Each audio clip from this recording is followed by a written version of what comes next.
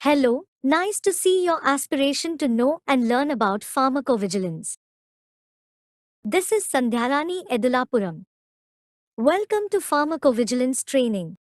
Today, in this module, I would give you a basic information of pharmacovigilance. Well, in this module I am going to cover the following topics. By the end of this module you would know what is pharmacovigilance, the history of pharmacovigilance, why pharmacovigilance is important, how pharmacovigilance works, who will be benefited, career in pharmacovigilance. Finally, the various pharmacovigilance activities. What is pharmacovigilance? Pharmacovigilance, also known as drug safety.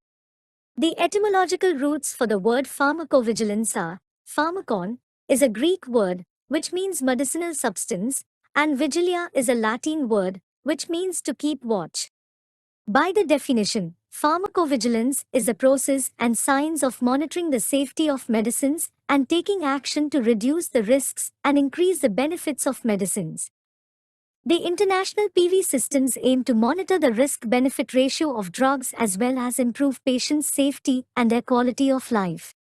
Pharmacovigilance is the process of collection, detection, assessment, monitoring and prevention of adverse effects with pharmaceutical products.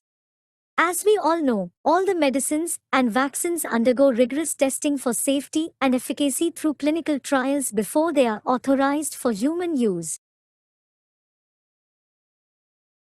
Let's look into the history of pharmacovigilance. The history of pharmacovigilance has started 170 years ago. The very first incident was documented in the year 1848. Hannah Greener, a young lady who was died due to anesthesia of chloroform. Hannah was given chloroform as anesthesia before removal of an infected toenail. The excess dose of chloroform lead to lethal arrhythmia or pulmonary aspiration.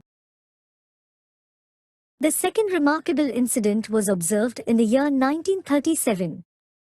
There were 107 deaths in the USA because of the use of sulfanilamide elixir which contains diethyl glycol as a solvent. This solvent was considered as a cause of death, but unfortunately the manufacturers did not aware of this toxicity. Consequently, the Federal Food, Drug, and Cosmetic Act was established in the year 1938.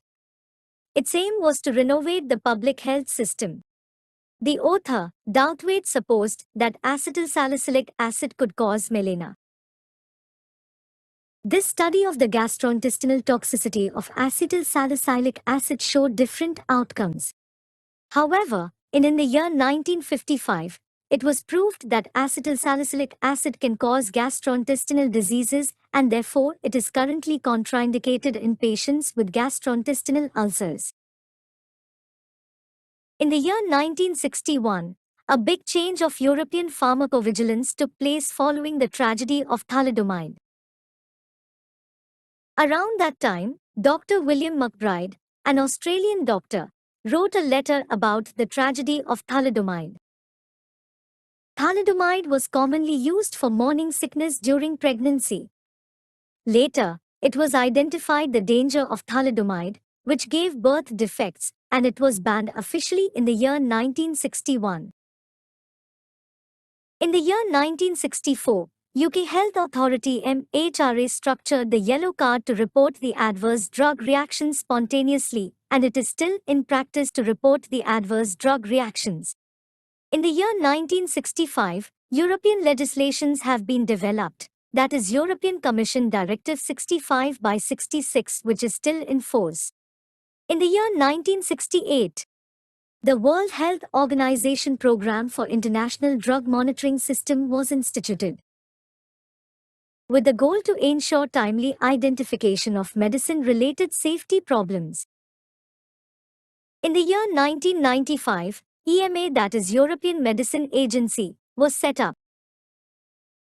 Eudravigilance is an official European pharmacovigilance database which maintains the adverse drug reactions of authorized medicinal products in the Euro. In the year 2001, Eudravigilance was funded.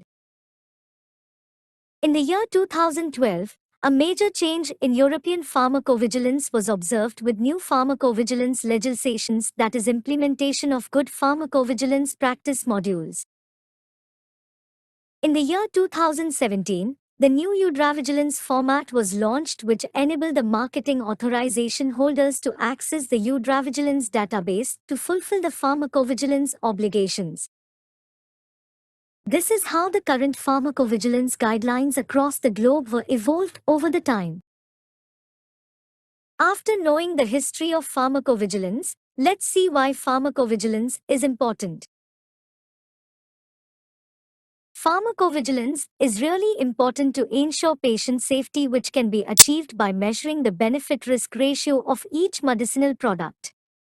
As we know, there are many different life cycles of a medicinal product, starting from preclinical through clinical phases, that is, from phase 1 to phase 4, the post-marketing surveillance. Throughout the different cycles of medicinal product, the benefit-risk ratio is always to be ensured positive. That means the benefits of a drug outweighs the risks. The medicinal product can be withdrawn at any point of life cycle of a drug when the benefit-risk ratio is found to be negative. So ultimately, the pharmacovigilance is to ensure the patient's safety through the benefit-risk analysis of a medicinal product. Now we know the importance of pharmacovigilance, which is to ensure the patient's safety. Let's focus on how pharmacovigilance works. Pharmacovigilance is a continuous monitoring of drug safety profile in which various stakeholders were involved. Health authorities, marketing authorization holders, clinical investigators, physicians, pharmacists, pharmacovigilance expert, pharmacovigilance scientist, and finally the patients. Let's briefly look into the responsibilities and obligations. Health authorities are responsible for developing the regulations or directives or local laws and the guidance to the industry. Marketing authorization holders are responsible for developing the in-house pharmacovigilance system, including standard operating procedures, that is, SOPs, in order to meet their obligations and ensure the compliance. Clinical investigators are responsible to ensure patient safety while investigating the new drugs. Physicians are responsible to prescribe the safe drugs suitable for the patients based on their medical conditions. Pharmacists are responsible to dispense the drugs to the patients by explaining the important facts of the drugs, that is, warnings and precautions, important adverse drug reactions, and their management. Pharmacovigilance experts and the scientists are responsible to evaluate the benefit-risk profiles of the medicinal products. And finally, the patients are also having an important role in order to report the adverse drug reactions as they experience. With this, we understood that each and every stakeholders have their own responsibilities and obligations towards the pharmacovigilance.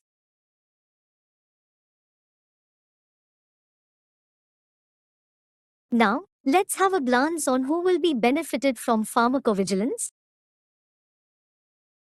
Health authorities would get benefited in regulating the medicines and ensuring the patient safety. Pharmaceutical industries would be benefited by supplying the safe medicines to the patients. Clinical investigators would get benefited in conducting the clinical trials while investigating the new drugs. Physicians would get benefited to prescribe the safe medicines suitable for the patients based on their medical conditions. Pharmacists would be benefited in making patients aware of the warnings and precautions, adverse drug reactions while dispensing the drugs.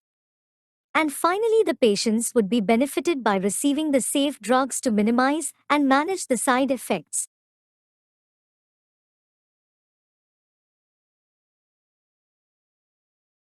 Now we have reached the crux of this training module to know the career opportunities in pharmacovigilance field.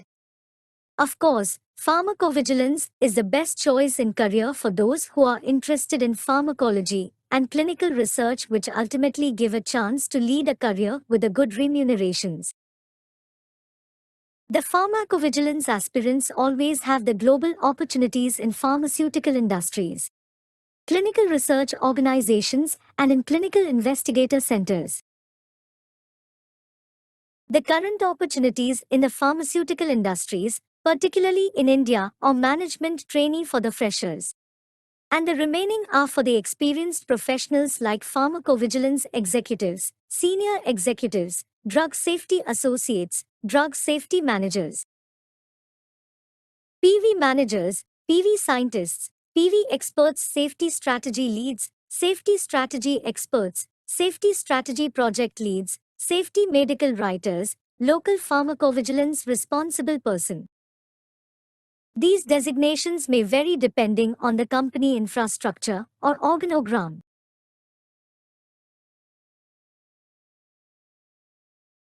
These are the various organizations providing the opportunities in pharmacovigilance globally and of course in India as well. This slide gives you few companies offering pharmacovigilance opportunities such as Pfizer, AstraZeneca, Merck, Sanofi, GSK, Eli Lilly, Novartis, Sun Pharma, Dr. Reddy's, Bluefish, TCS, Cognizant, Accenture, and many more.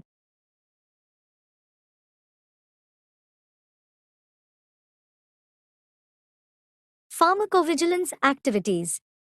Let's briefly look into the various pharmacovigilance activities needs to be performed.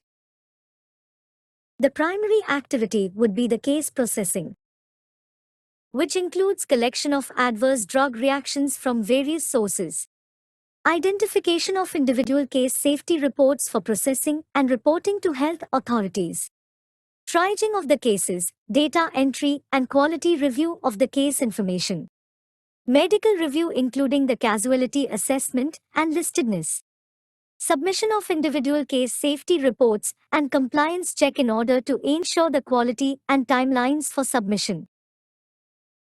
Signal management activity. It includes signal identification or detection from various sources. Once the signal is identified, it should go for evaluation, validation, and confirmation. Once the signal is confirmed, an appropriate action is to be taken based on the outcome. Aggregate reports are also known as periodic reports, which will be prepared as per the project plan. Kick-off meetings for each period report to be held with various stakeholders in order to collect the data which is required for preparing the periodic reports. Upon collection of the data, authoring or contributions to draft the periodic report will be initiated. In the periodic reports, safety data will be analyzed and draw conclusions based on the review of safety data. Final report will be signed off for submission to health authorities. Upon submission, health authorities will provide the assessment report with recommendations or action on the safety profile. Appropriate actions to be taken as recommended by the health authorities. Risk management plan. Risk management plan includes identification of risks, planning risk minimization activities, implementing risk minimization program, measuring effectiveness of risk minimization activities. Risk management is a continuous process throughout the life cycle of a medicinal product, and the cycle starts with identification of risks. Other important activity is managing the pharmacovigilance agreements. There are different types of agreements are to be arranged in pharmacovigilance, which includes technical agreements. The roles and responsibilities of contract resources will be defined in the technical agreements. Safety data exchange agreements with business partners and development partners will be arranged to exchange the safety data in time. Reconciliation is an important procedure to ensure the compliance. Management of product information. USPI is the prescribing information for the products approved in USA. SPC. Summary of product characteristics. Product monograph. PIL. Patient information leaflet. Compliance report, will be used to measure the compliance of pharmacovigilance system. It includes compliance metrics, identification of non-compliance, performance indicators, deviation records, corrective action and preventive action, and trainings. And the final one is quality assurance, quality management system. SOPs, that is, standard operating procedures, working instructions, policies, training records, audits, inspections, corrective action and preventive actions or deviation management systems. With this I would end the first module. I hope you have learned basic overview of pharmacovigilance in brief. Wish you good luck with further modules. Thank you.